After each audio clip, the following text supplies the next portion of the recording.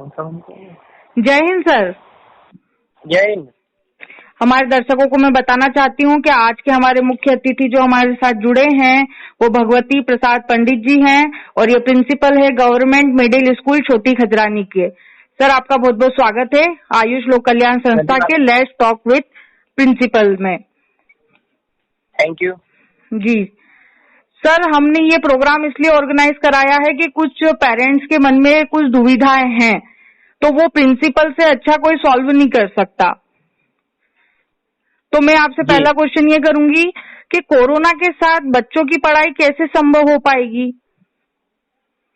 ये कोरोना के साथ में बच्चों की पढ़ाई संभव है मैम। जी जी। ये कारण ये है कि उनको थोड़ा सा एक आत्मविश्वास बढ़ाना पड़ेगा। जी जी। प्रधानमंत्री जी ने कहा है कि कोरोना हमारे जीवन के साथ में चलेगा। बिल्कुल। बीमारी हमारे जीवन के साथ चलती है और चलती रहेगी। कोई सी भी बीमारी ऐसी नहीं है जो खत्म हो गई हो। बिल्कुल। आप बताइए कि कोई सी ऐसी बीमारी है जो हमारे साथ चल नहीं रही हो, खत्म हो गई हो पूरी विश्व में? कैंसर देख लीजिए आप, HIV देख लीजिए, है ना, स्वाइन फ्लू देख लीजिए, कोई बीमारी इलाज जरूर निकला है लेकिन खत्म नहीं हुई है।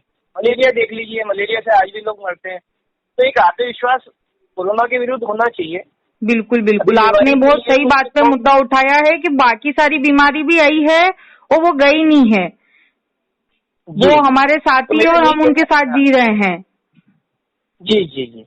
तो आपके कहने का मतलब कोरोना का क्या अलग से फोबिया बनाया गया है एक? हाँ, ये देखिए बीमारी के बारे में भी पूरी जानकारी विश्व में पूरी नहीं है कि ये बीमारी कैसे, इसका इलाज है या इसके वैक्सीन कोई उपलब्ध नहीं है, तो फोबिया ज्यादा हो गया है, डर ज्यादा पैदा हो गया है ना। अगर देखिए इसकी सावधानी रखी जाए तो हर बीमारी जो है ठीक हो सकती है। ऐसा कुछ नहीं है कि बीमारी ठीक नहीं हो सकती। जी जी बिल्कुल। बीमारी जो है साथ में, मैंने जैसे प्रधानमंत्री जी का उदाहरण दिया, उन्होंने कहा कि बीमारी साथ में चलेगी है। बिल्कुल। और हर बीमारी साथ में चलेगी, बस थोड़ी सावधानी रखना है और धीरे धीरे इस बीमारी का भी इलाज आ जाएगा। और अगर हम सावधानी से इसको यदि बीमारी का सामना करेंगे तो हर चीज की समस्या दूर हो जाएगी। बस एक आत्मविश्वास होना आवश्यक है। जी जी बिल्कुल सर। सर कुछ पालकों का ऐसा मानना है, जैसे हम न्यूज में देख रहे हैं, पेपर में पढ़ रहे हैं कि 1 साल तक हम हमारे बच्चे को विद्यालय नहीं भेजेंगे, तो इस पे आपके विचार क्या है, ये सही है या नहीं? मेरे हिसाब से तो यदि वो कह रहे हैं कि 1 साल तक विद्यालय नहीं भेजेंगे और 1 साल बाद भी अगर बीमारी खत्म नहीं हुई तो क्या वो अगले 2-3 साल तक अपने बच्चों को विद्यालय नहीं भेजेंगे? बिल्कुल सही। एक ही उपाय है, बीमारी से लड़ने के लिए आत्मविश्वास पैदा हो। जी जी। और शुरू में देखे तो सही कि क्या है, सावधानी रखें, डिस्टेंसिंग, बच्चों को मास्क बना के भेजा जा सकता है। आप कब तक ऑनलाइन शिक्षण के आधार पर अपने बच्चों को पढ़ाते रहेंगे? देखिए परंपरागत और एक जो ट्रेडिशनल शिक्षण है वो क्लासरूम में ही हो सकता है। बिल्कुल सही, मेरा निजी विचार है जी। क्लासरूम शिक्षण ही जो है ओरिजिनल शिक्षण है, ऑनलाइन शिक्षण नहीं हो सकता। अगर ऑनलाइन शिक्षण होगा तो वो व्यक्ति, उसका जो बच्चा है उसका व्यक्तित्व उभर के सामने नहीं आएगा, पर्सनालिटी नहीं बन पाएगी। जी। अगर सब चीजें ऑनलाइन ही होने लगी, घर पे ही होने लगा, तो फिर ये सब चीजें बंद कर दी जाए, स्कूल ही बंद हो जाएंगे। लेकिन जो एक फिजिकल चीज है, एक मेंटली चीजें हैं, वो स्कूल में जो मिलती है वो स्कूल में ही जो है उसको मिल सकती है। जी जी, मतलब आपके कहने का मतलब स्कूल में बच्चे का पूरा मानसिक, शारीरिक हर प्रकार का विकास होता है। जी जी बिल्कुल सही है।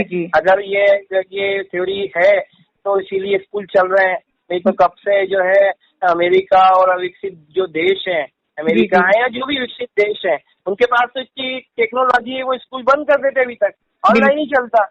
बिल्कुल चला रहे हो। अच्छा सर, आपके स्कूल में जैसे मान लीजिए जुलाई में प्रशासन ने आदेश दे दिया कि स्कूल खोल सकते हैं या अगस्त में जब भी दे दिया, तो क्या आप किस प्रकार से सोशल डिस्टेंसिंग का पालन अपने बच्चों से करवाएंगे, स्पेशली छोटे बच्चों से? देखिए क्या है, मेरा जो स्कूल है वो गवर्नमेंट से संबंधित है। गवर्नमेंट जो आदेश देगी, अगर वो कहेंगे कि जुलाई में खोले तो मैं जुलाई में खोलूंगा, अगर वो कहेंगे कि अक्टूबर में खोले तो अक्टूबर, अगर वो कहेंगे जून में खोले, क्योंकि मैं तो उनके आदेश का पालन करना पड़ेगा मुझे। जी जी, है ना। उन्होंने यदि मुझे गाइडलाइन दी, जैसे गवर्नमेंट गाइडलाइन देती है हर चीज की, जी जी, इस हिसाब से आपको स्कूल खोलने हैं, जो यदि वो गाइडलाइन देंगे उस इसका हम पालन करेंगे।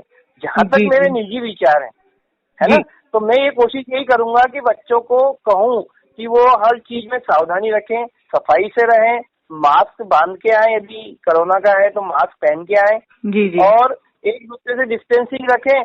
बुखार आ रहा है तो न आए, है ना। यदि बीमार है बच्चा, उनके पालकों को हम बता देंगे कि बीमार है तो न भेजें उसको, खांसी आ रही तो न भेजें। वो खुद ही पालक इतने समझदार हैं, इतने अवेयर हो चुके हैं सब पालक। छोटे से छोटे, गरीब से गरीब, हर व्यक्ति आजकल टीवी देख रहा है, हर अमीर से अमीर टीवी देख रहा है, हर उसको सब पता है जी कि ये कोरोना कैसे होता है, क्यों हो रहा है, इसके उपाय क्या हैं। वो बच्चे को स्कूल भेजेंगे ही नहीं, बिल्कुल जो सही बच्चे बात। पालक हैं ना, यदि बीमार है तो भेजेंगे। और अगर बच्चे को, यदि मैंने पहले ही कहा कि अपने आत्मविश्वास भरना होगा पालकों में, बिल्कुल देना सर। होगा उनको आत्मविश्वास। जी इससे जी थोड़ा सा आप रिस्क लें, रिस्क फैक्टर तो हर चीज में है। अगर आप सोचेंगे कि मैं बाहर निकलूं ही नहीं है और मैं जो है सब काम मेरे हो जाए, तो ऐसा संभव नहीं है। अगर देखो गाड़ी में चलता है आदमी, कार में जाता है, टैक्सी में जाता है, ऑटो में जाता है, रेलवे पे जाता है और विमान पे जाता है, सब जगह जाने में रिस्क है, कभी भी कोई दुर्घटना हो सकती है। जी बिल्कुल स्कूल में आने में भी कोई रिस्क है, ये जी कोई भी जी दुर्घटना वहाँ पे भी हो सकती है, ऐसा नहीं है कि नहीं हो सकती। कोरोना से यदि उसको प्रभावित होना होगा वो। बिल्कुल कभी सही मैंने एकदम। केस देखे हैं, कोई व्यक्ति घर से गया ही नहीं बाहर, घर से बाहर ही नहीं गया और प्रभावित हो गया, बिल्कुल, संक्रमित कितने हो गया। अपन ने पेपर में ऐसा भी हो गया। पढ़ा है ये। हाँ, पेपर में पढ़ रहे हैं कि वो बेचारा घर से निकला ही नहीं था, संक्रमित हो गया। और जी, कई जी। लोग तो जो काम कर रहे हैं, जैसे हमारे सरकारी टीचर बेचारे सर्वे में लगे हैं, बिल्कुल और वो सब काम कर रहे हैं, सरकारी लोग ही काम कर रहे हैं, प्राइवेट वालों बिल्कुल को बाहर ही नहीं निकल रहा है, जी सब जी कर रहे हैं, संक्रमित हो। तो उसमें से कितने लोग संक्रमित हुए, कुल मिला के मेरे ख्याल से 2 या 3% संक्रमित हुए होंगे जो काम कर रहे हैं कोरोना में भी। जी बिल्कुल एकदम सही है। बहुत कम है, बहुत परसेंट। जी, जैसे सर हम प्राइवेट स्कूल के प्रिंसिपल से भी बात कर रहे हैं, हम आपसे भी बात कर रहे हैं, तो पेरेंट्स ज्यादा आपका मानेंगे, क्योंकि कहीं ना कहीं मेंटेलिटी पेरेंट्स की ये बनी हुई है कि प्राइवेट स्कूल के प्रिंसिपल स्कूल खोलने के लिए इसलिए बोलेंगे क्योंकि फीस का कोई इशू रहेगा कि फीस आएगी। तो आप पेरेंट्स को, पालकों को क्या संदेश देना चाहते हैं? देखिए, मेरे सरकारी स्कूल में तो हम कोई फीस लेते नहीं है, जी जी तो मेरा तो फीस का कोई मसला ही नहीं है। जी जी मेरे बच्चों से मैं फीस ले रहा हूँ तो उनको बेचारों को फीस भरनी नहीं है। गवर्नमेंट स्कूल में कोई फीस नहीं लगती।